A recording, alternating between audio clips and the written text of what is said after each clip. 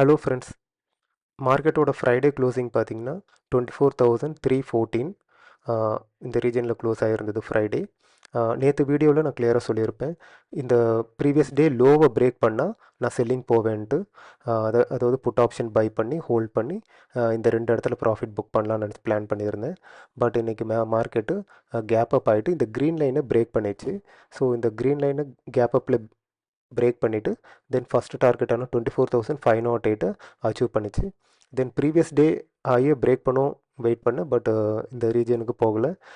இங்கே மார்க்கெட் அதுக்கப்புறம் சைட்வேஸில் போக ஆரம்பிச்சிச்சு. ஸோ இந்த ரீஜனில் இதை பிரேக் அவுட் ஆன உடனே கால் ஆப்ஷன் பை பண்ணி இது வரைக்கும் ப்ராஃபிட் புக் பண்ணேன். தென் இந்த ரிவர்சலில் ஒரு புட் ஆப்ஷன் பை பண்ணி ஒரு சின்ன ஸ்கேல்பிங் பண்ணேன் ஃப்ரெண்ட்ஸ். ஸோ அதோட ரிசல்ட்டை பார்க்கலாம்.